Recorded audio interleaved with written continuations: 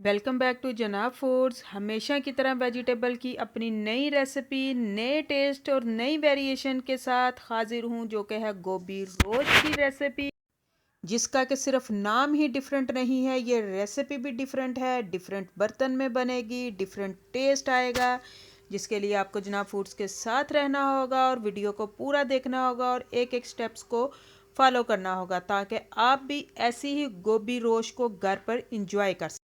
सबसे पहले मैंने एक फूल गोभी का लिया था, जो कि आधा किलो के करीब था, और इसके लिए 4 अदद जो है आलू छील लिए। और बाकी मसाला जात में मैंने 4 अदद सब्ज़ मिर्चें ली हैं, 2 अदद प्याज थे, एक टमाटर और थोड़ा सा जो है वो लहसुन लिया है। और इस तरह की हांडी चाहिए जिसमें कि हम अपनी गोभी रोश की तैयारी करेंगे। तो आम तौर पे तो हर घर में ही ऐसी हांडी अवेलेबल होती है। अगर ना अवेलेबल हो तो कोई बात नहीं, आप अपने घर में मौजूद बर्तन को भी यूज़ करके गोभी रोश को बना सकती हैं। उसके लिए करना क्या होगा, सिर्फ जनाब फूड्स के साथ रहना होगा और वीडियो को पूरा देखना होगा।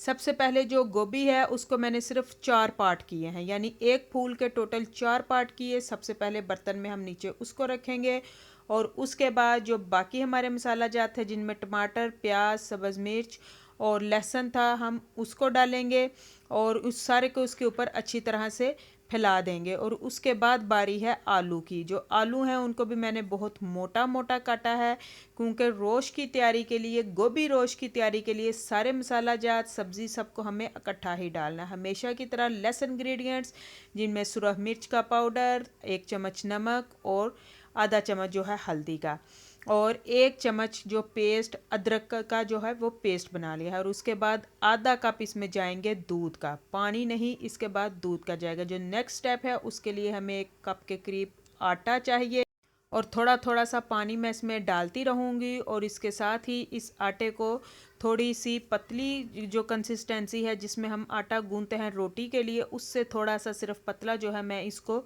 गूंद लूँगी। और उसके बाद हमारी नेक्स्ट स्टेप की बारी आ रही है, जिसके लिए अगर तो आपके पास मिट्टी का ही इसके कवर है तो आप उसको लगा सकते हैं, अगर नहीं तो कोई बात नहीं, आप स्टील की कोई भी प्लेट जो है उसको यूज़ कर सकती हैं। उसके लिए बिल्कुल भी इसकी अंदर से भाप बाहर ना निकले, उसके लिए ये जो आटा मैंने एक पतला सा गूंदा था, इसको हम इसके ऊपर साइडों पे चिपका देंगे, ताकि सारी भाप इसके अंदर रहे।